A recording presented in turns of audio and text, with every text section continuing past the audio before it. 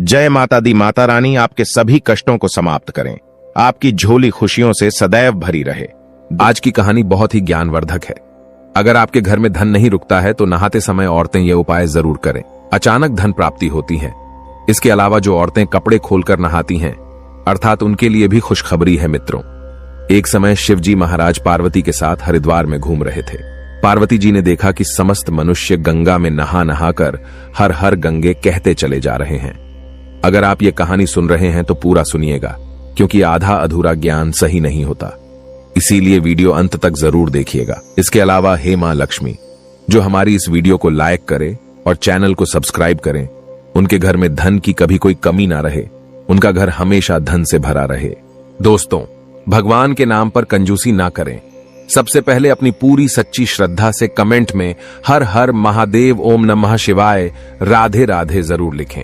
दोस्तों, जब पार्वती जी ने देखा कि समस्त मनुष्य गंगा में नहा नहाकर हर हर गंगे कहते चले जा रहे हैं, परंतु सभी दुखी और परेशान हैं, तब पार्वती जी ने बड़े आश्चर्य से शिव जी से पूछा कि हे महादेव, गंगा में इतनी बार स्नान करने पर भी इनके पाप और दुखों का नाश क्यों नहीं हुआ? क्या गंगा में सत्यता नहीं रही?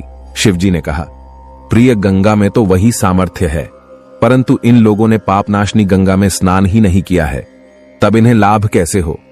पार्वती जी ने आश्चर्य से कहा कि स्नान कैसे नहीं किया, सभी तो नहाकर जा रहे हैं, अभी तक इनका शरीर भी नहीं सूखा है। शिव जी ने कहा, ये केवल जल में डुबकी लगाकर आ रहे हैं, तुम्हें कल इसका रहस्य समझाऊंगा। दूसरे दिन बड़े जोर की बरसात होने लगी, गलियां कीचड़ से भर गईं। एक चौड़े रास्ते में एक गहरा गड्ढा था, चारों ओर कीचड़ भर रहा था। शिवजी ने अपनी लीला से वृद्ध रूप धारण कर लिया और विवश की तरह गड्ढे में जाकर ऐसे पड़ गए जैसे कोई मनुष्य चलता चलता गड्ढे में गिर पड़ा हो और निकलने की चेष्टा करने पर भी ना निकल पा रहा हो।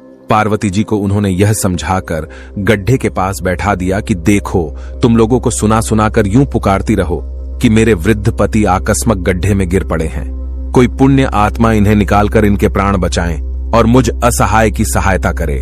शिव जी ने यह और समझा दिया कि जब कोई गड्ढे में से मुझे निकालने को तैयार हो, तब इतना और कह देना कि भाई, मेरे पति सर्वथा निष्पाप हैं, इन्हें वही छुए जो स्वयं निष्पाप हो। यदि आप निष्पाप हैं तो इनको हाथ लगाइए, नहीं तो हाथ लगाते ही आप भस्म हो जाएंगे।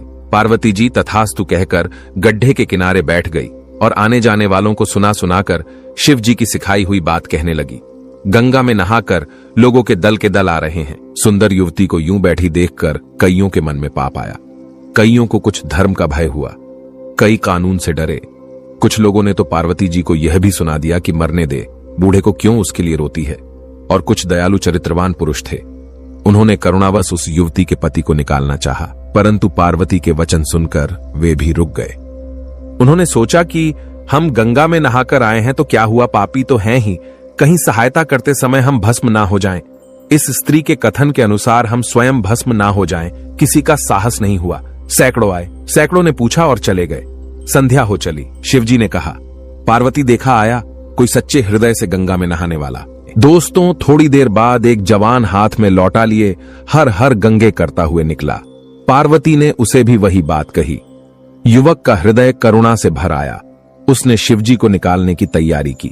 पार्वती ने रोककर कहा कि भाई, यदि तुम सर्वथा निष्पाप नहीं होंगे तो मेरे पति को छूते ही जल जाओगे। उसने उसी समय बिना किसी संकोच के दृढ़ निश्चय के साथ पार्वती से कहा कि माता, मेरे निष्पाप होने में तुझे संदेह क्यों होता है? देखती नहीं कि मैं अभी गंगा नहाकर आया हूं? भला गंगा में गोता लगाने के बाद भी कभी पापी रहते हैं। अभी तुम्हारे पति को निकलता हूं। युवक ने लपक कर बूढ़े को ऊपर उठा लिया। शिव पार्वती ने उसे अधिकारी समझकर अपना असली स्वरूप प्रकट कर उसे दर्शन देकर प्रतार्थ किया। शिवजी ने पार्वती से कहा कि इतने लोगों में से इस एक ने ही गंगा स्नान किया है।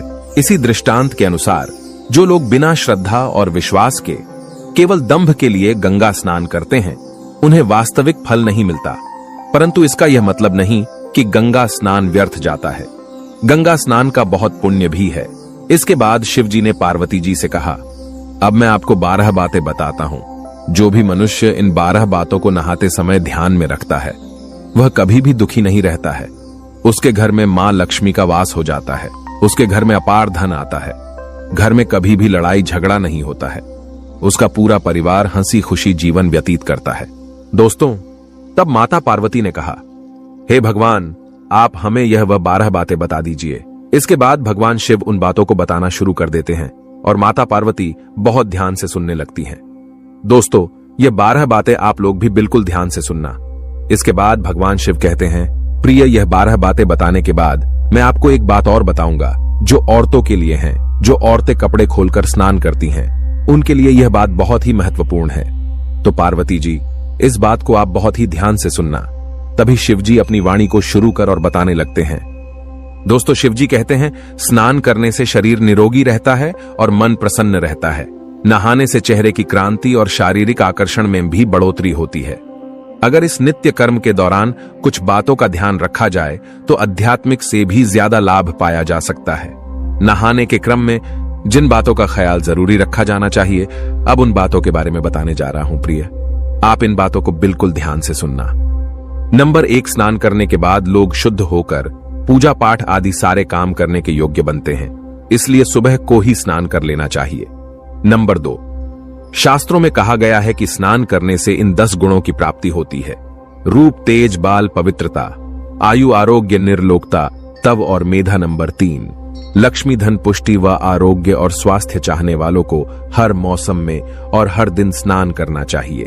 नंबर 4, शास्त्रों में कहा गया है कि सुबह स्नान करने से पाप का नाश होता है और पुण्य मिलता है। ऐसा कहा गया है कि सुबह नहाने वालों के पास नकारात्मक शक्तियां नहीं भटकती, इसीलिए सुबह स्नान करना ही उचित है। नंबर 5, बीमारी की हालत में सिर के नीचे से ही स्नान करना चाहिए। गीले कपड़े से शरीर को पोंछ लेना एक तरह का स्नान ही कहा गया है। नंबर 6, सुबह की लालिमा छाने से पहले ही स्नान लेना श्रेष्ठ माना गया है। नंबर 7, तेल लगाकर और देह को मल मल कर नदी में नहाना मना है। इसकी जगह नदी से बाहर निकलकर तट पर ही शरीर साफ करके तब नदी में डुबकी लगाना उचित है। नंबर 8, जिन घाटों पर कपड़े धोए जाते हैं वहां का जल अपवित्र माना गया है, इसलिए वहां से कुछ दूर हटकर ही नहाना चाहिए, क्योंकि मनुष्य के सही और गलत आचरण इन्हीं कपड़ों में पाए जाते हैं और ऐसे जल के पास स्नान करना वर्जित है, क्योंकि मनुष्य के कपड़ों में कई तरह के सूक्ष्म कीटाणु होते हैं। इसीलिए ऐसे जल और तट के पास स्नान नहीं करना चाहिए। नंबर 9, नदी में 11 या 21 डुबकियां लगाना अच्छा बताया गया है। नंबर 10, पवित्र नदियों में कपड़े निचोड़ने की मनाही है। नदी में किसी तरह की गंदगी नहीं बहानी चाहिए। नंबर 11, नल की तुलना में झरने का पानी झरने से ज्यादा नदी का पानी, नदी के पानी से किसी तीर्थ का जल, तीर्थ के जल से गंगा जल अधिक श्रेष्ठ माना गया है, शुभकारी माना गया है, सभी तीर्थों में सबसे बड़ा तीर्थ स्थल माना गया। नंबर 12, गंगा माता का कथन है कि स्नान करते वक्त कोई चाहे जहां भी मेरा स्मरण करेगा, मैं वहां के जल में आ जाऊंगी।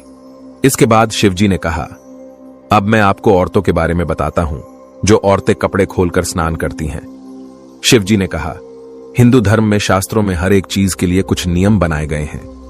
इन नियमों में से एक है स्नान को लेकर की गई बातें। ऐसा माना जाता है कि आम व्यक्ति को शास्त्रों के नियमों का पालन जरूर करना चाहिए, जिससे घर की सुख समृद्धि बनी रहती है और खुशहाली आती है, साथ में अपार धन बरसता है, माता लक्ष्मी प्रसन्न होती हैं। दरअसल हमारे शास्त्रों में ऐसी कई बातें लिखी गई हैं जिनका हम पालन सदियों से करते चले आ रहे हैं, लेकिन उसके कारणों के बारे में अभी भी पूरी जानकारी नहीं है। ऐसे ही नियमों में से एक है निर्वस्त्र स्नान करना। आपने अक्सर घर के बड़ों को ऐसा कहते सुना होगा कि कभी भी स्नान बिना कपड़ों के यानी निर्वस्त्र नहीं करना चाहिए। अगर हम पौराणिक कथाओं की बात करें तो निर्वस्त्र स्नान की मनाही का एक सबसे बड़ा कारण कृष्ण जी के समय से जुड़ा है।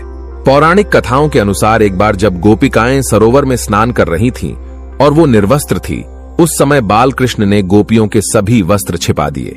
उस समय जब कृष्ण जी ने उनके वस्त्र छिपा लिए और गोपियों ने अपने वस्त्र वापस लेने की प्रार्थना की, तब कृष्ण जी ने उन्हें समझाया कि कहीं भी बिना वस्त्र धारण किए स्नान नहीं करना चाहिए। इससे जल के देवता वरुण का अपमान होता है, इसलिए आपको निर्वस्त्र स्नान न करने की सलाह दी जाती है। अगर आप नहाते समय यह सोचते हैं कि बंद कमरे में कोई आपको नहीं देख रहा है तो ऐसा गलत है, क्योंकि ईश्वर आपको हर स्थान पर देखते हैं। यदि आप निर्वस्त्र होकर स्नान कर रहे हैं तो यह मुख्य रूप से जल के देवता वरुण का अपमान करने जैसा होता है। निर्वस्त्र स्नान से आपको पाप लग सकता है और आर्थिक और शारीरिक नुकसान पहुंच सकते हैं। नहाते समय आपके पूर्वज भी आपको नग्न अवस्था में देखते होते हैं। भूत प्रेत भी आपको नग्न अवस्था में देखते हैं और वह आपके ऊपर चिपक सकते हैं, आपके शरीर में अपना स्थान बना सकते हैं। इसीलिए ईश्वर ने मनुष्य को बचाने के लिए इन सभी बातों का जिक्र शास्त्रों में किया है। यदि आप निर्वस्त्र स्नान करते हैं तो आपके शरीर में नकारात्मक ऊर्जा प्रवेश करती है और आपकी मानसिकता भी नकारात्मक हो सकती है। इसलिए हमेशा आपको यही सलाह दी जाती है कि भले ही आप नहाते समय कोई एक कपड़ा धारण करें, लेकिन बिना कपड़ों के स्नान न करें, तभी आपके लिए बेहतर होगा। निर्वस्त्र स्नान से शरीर की सकारात्मक ऊर्जा शरीर से बाहर निकल सकती है और इसका प्रभाव आपके शरीर के साथ मन मस्तिष्क में भी होता है। गरुड़ पुराण के अनुसार जब आप स्नान करते हैं तब आपके पितृ यानी मृत पूर्वज आपके आसपास मौजूद होते हैं। यदि आप निर्वस्त्र स्नान करते हैं तो आपको पितृ दोष लग सकता है। दोस्तों, ऐसे स्नान करने से आपके पितरों को तृप्ति नहीं मिलती है और ये घर में पितृ दोष का कारण बन सकता है और ये वस्त्रों से गिरने वाले जल को ग्रहण करते हैं जिनसे उनकी तृप्ति होती है। निर्वस्त्र स्नान करने से पितृ अतिरिक्त नाराज होते हैं जिनसे व्यक्ति का तेज बल, धन और सुख नष्ट होता है। इसलिए कभी भी निर्वस्त्र होकर स्नान नहीं करना चाहिए। दोस्तों, पुराणों के अनुसार नहाने वाला पानी पूर्वजों के हिस्से जाता है और निर्वस्त्र होकर नहाने से इसे पितरों के समक्ष बिना कपड़े के नहाना माना जाता है। शास्त्रों में ऐसी मान्यता है कि यदि कोई निर्वस्त्र स्नान करता है तो माता लक्ष्मी उससे रूठ हो सकती है। इससे आपकी कुंडली में धनहानि के योग्य बन सकते हैं और आपकी आर्थिक स्थिति खराब हो सकती है। इन्हीं कारणों से आपको निर्वस्त्र स्नान न करने की सलाह दी जाती है और शास्त्रों में भी इस बात की मनाही है। दोस्तों, अगर आप शास्त्रों का सम्मान करते हैं तो एक लाइक जरूर करना और हमारे चैनल को सब्सक्राइब करके बेल आइकन जरूर दबाना।